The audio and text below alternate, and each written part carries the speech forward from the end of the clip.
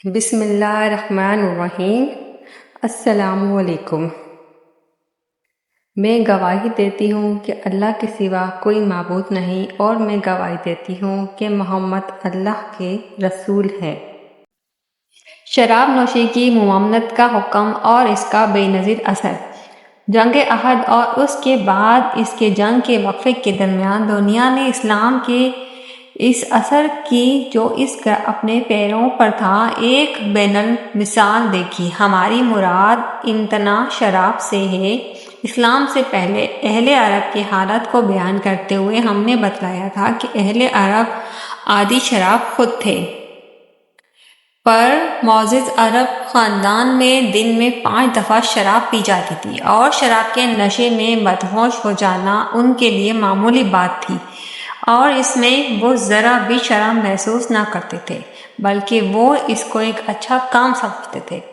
جب کوئی مہمان آتا تو گھر کی ملکہ کا فرض ہوتا کہ وہ شراب کا دور جاری کرتی۔ اس قسم کے لوگ سے ایسی تباہ کن عادت کو چھڑانا کوئی آسان بات نہ تھی، مگر ہجرت کے 34 سال حضرت محمد صلی اللہ علیہ وآلہ وسلم پر حکم نازل ہوا کہ شراب حرام کی جاتی ہے۔ اس حکم کے اعلان ہوتے ہی مسلمانوں نے شراب پینا بالکل ترک کر دیا۔ چنانچہ حدیث میں آتا ہے کہ جب شراب کی حرمت کا اعلان نازل ہوا تو آن حضرت محمد صلی اللہ علیہ وآلہ وسلم نے ایک صحابی کو بلایا اور حکم دیا کہ اس نئے حکم کا اعلان مدینے کی گلیوں میں کر دو۔ ایک انصاری کے گھر میں جو مدینے کا مسلمان تھا، اس وقت شراب کی مجلس ہو رہی تھی۔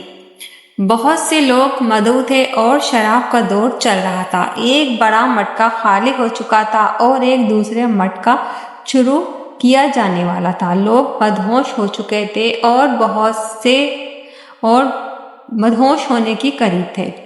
اس حالت میں انہوں نے سنا کہ کوئی شخص اعلان کر رہا ہے کہ آن حضرت صلی اللہ علیہ وآلہ وسلم نے اللہ تعالیٰ کے حکم کے ماتحت شراب پینا منع فرما دیا ہے۔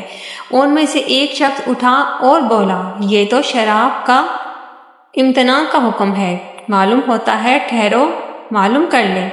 اتنے میں ایک اور شخص اٹھا اور اس نے مسئلے کی جو شراب سے بھرا ہوا تھا اپنی لاٹھی مار کر ٹکڑے ٹکڑے کر دیا اور کہا، پہلے حکم کی تعمیل کرو، پھر دریافت کرو۔ یہ کافی ہے کہ ہم نے ایسا اعلان سن لیا ہے، اور یہ مناسب نہیں کہ ہم شراب پیتے جائیں اور تحقیقات کریں، بلکہ ہمارا فرض یہ ہے کہ شراب کو گلیوں میں بہا دیا جائے اور پھر اعلان کے متعلق تحقیقات کر لیں۔ اس مسلمان کا خیال درست تھا، کیونکہ اگر شراب کا پیا جانا ممنوع قرار دیا جا چکا تھا تو اس کے بعد اگر وہ شراب پینا جاری رکھتے تو ایک جرم کے مرتکب ہوتے، اور اگر شراب پینا ممنوع نہیں قرار دیا گیا تھا تو شراب کا بہا دینا اتنا بڑا نقصان نہ تھا کہ اسے برداشت نہ کیا جا سکتا۔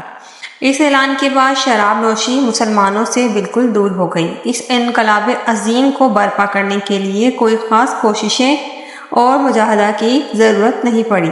ایسے مسلمان جنہوں نے اس حکم کو سنا جو فوری تعمیل اس کی ہوئی، اس کو دیکھا، 70 اسی سال تک زندہ رہے، مگر ان میں سے ایک مسلمان بھی ایسا نہیں جس نے اس حکم کے بعد اس کی خلاف ورزی کی ہو۔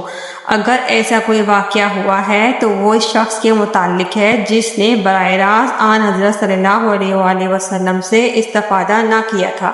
اب اس کا مقابلہ امریکہ کی تحریک امتناع شراب سے کرتے ہیں اور ان کوششوں کو دیکھتے ہیں جو اس حکم کو نافذ کرنے کے لیے کی گئی یا جو سال تک یورپ میں کی گئیں، تو ہمیں صاف نظر آتا ہے کہ ایک صورت میں تو آن حضرت محمد صلی اللہ علیہ وآلہ وسلم کا محض ایک اعلان کافی تھا کہ اس تمدنی عیب کو عرب کے لوگوں سے مدعوم کر دے، مگر دوسری صورت میں امتناع شراب کے لیے قوانین بنائے گئے۔ پولیس، فوج اور ٹیکس کے محکموں کے کارکنوں نے مل کر شراب نوشی کی لعنت کو دور کرنے کے لیے معتدل طور پر کوششیں کی، لیکن وہ ناکام رہے اور انہیں اپنی ناکامی کا اعتراف کرنا پڑا۔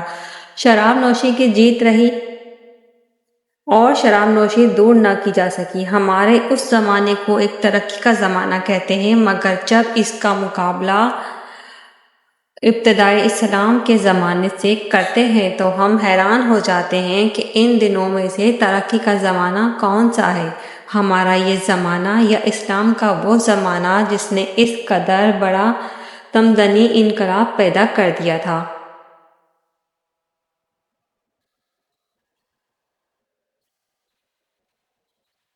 جب شراب حرام قرار دی گئی، حضرت انس رضی اللہ عنہ کہتے ہیں کہ میں ابو طلحہ رضی اللہ عنہ کے مکان میں لوگوں کو شراب پلا رہا تھا۔ ان دنوں کھجوروں کی ہی شراب پیا کرتے تھے۔ پھر جو ہی شراب کی حرمت پر آیت قرآنی اتری تو رسول کریم صلی اللہ علیہ وآلہ وسلم نے ایک منادی سے ندا کرائی کہ شراب حرام ہو گئی ہے۔ انہوں نے کہا، یہ سنتے ہی ابو طلحہ رضی اللہ عنہ نے کہا کہ باہر لے جا کر اس شراب کو بہا دے۔ چنانچہ میں نے باہر نکل کر ساری شراب بہا دی۔ شراب مدینے کی گلیوں میں بہنے لگی تو بعض لوگوں نے کہا، یوں معلوم ہوتا ہے کہ بہت سے لوگ اس حالت میں قتل کر دیے گئے ہیں کہ شراب ان کے پیٹ میں موجود تھی۔ پھر اللہ تعالیٰ نے یہ آیت نازل فرمائی، جو لوگ ایمان لائے اور عمل صالح کیے، ان پر ان چیزوں کا کوئی گناہ نہیں ہے جو پہلے کھا چکے ہیں۔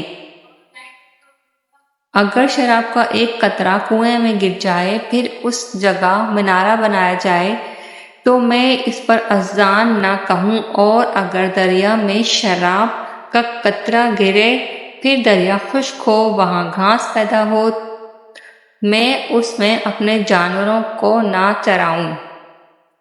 حضرت عبداللہ بن رضی اللہ عنہ سے روایت ہے کہ رسول کریم صلی اللہ علیہ وآلہ وسلم شراب پینے والے پر جب شراب پیتا تھا تو اس کی نماز 40 دن تک قبول نہیں ہوتی۔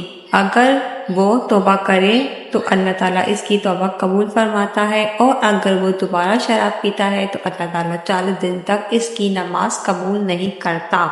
اگر وہ پھر توبہ کرتا ہے تو اللہ تعالیٰ اس کی توبہ قبول فرماتا ہے، اور اگر وہ چوتھی بار شراب پیتا ہے تو اللہ تعالیٰ 40 دن تک اس کی نماز قبول نہیں کرتا، اور اگر وہ مر جاتا ہے تو وہ جہنم میں جائے گا۔ حضرت انس بن مالک رضی اللہ عنہ سے روایت ہے کہ رسول کریم صلی اللہ علیہ وآلہ وسلم نے فرمایا، شراب سے بچو کیونکہ یہ ہر برائی کی جڑ ہے۔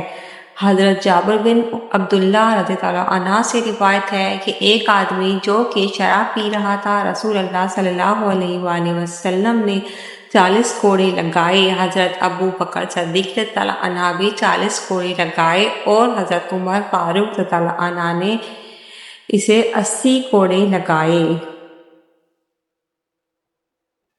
حضرت ابو ہریرہ رضی اللہ عنہ سے روایت ہے کہ رسول اللہ صلی اللہ علیہ وآلہ وسلم نے فرمایا کہ شراب ہر برائی کی جڑ ہے۔ حضرت جابر بن عبداللہ رضی اللہ عنہ سے روایت ہے کہ رسول اللہ صلی اللہ علیہ وآلہ وسلم نے فرمایا، جس چیز کی زیادہ مقدار نشہ آور ہو، اس کی تھوڑی مقدار بھی حرام ہے۔ حضرت عثمان بن عفان رضی اللہ عنہ سے روایت ہے کہ رسول اللہ صلی اللہ علیہ وآلہ وسلم نے فرمایا، شراب سے بچو کیونکہ یہ شراب شرم و حیا کو ختم کر دیتی ہے اور انسان کو برے کاموں کی طرف مائل کرتی ہے۔ حضرت بن عباس رضی اللہ عنہ سے روایت ہے کہ رسول اللہ صلی اللہ علیہ وآلہ وسلم نے فرمایا، اللہ نے شراب اور جو چیز بھی شراب کے مانند نشہ آور ہو، ان سب کو حرام قرار دیا ہے۔ حضرت ابو عمر بن خطاب رضی اللہ عنہ نے فرمایا، شراب کی حد 80 کوڑے ہیں۔ حضرت انس بن رضی اللہ عنہ سے روایت ہے کہ رسول کریم صلی اللہ علیہ وآلہ وسلم نے فرمایا، اللہ تعالیٰ نے لعنت بھیجی ہے شراب پر، اس کے پینے والے پر، پلانے والے پر، بیچنے والے پر، خریدنے والے پر، نچوڑنے والے پر اور نچوڑوانے والے پر، اٹھانے والے پر اور جس کے لیے اٹھائی جائے۔ حضرت ابو موسیٰ اشعری رضی اللہ عنہ سے روایت ہے کہ رسول اکرم صلی اللہ علیہ وآلہ وسلم نے شراب پینے والا جنت میں داخل نہیں ہوگا۔ یہ احادیث اسلام میں شراب نوشی کی سخت ممانعت اور اس کی سنگین سزاؤں کو مزید واضح کرتی ہے، اور اسلام میں شراب کی ہر شکل اور اس سے متعلق ہر فعل حرام قرار دیا گیا ہے، اور اس کی خلاف ورزی کرنے والوں کے لیے دنیا اور آخرت میں سخت سزائیں مقرر کی گئی ہیں۔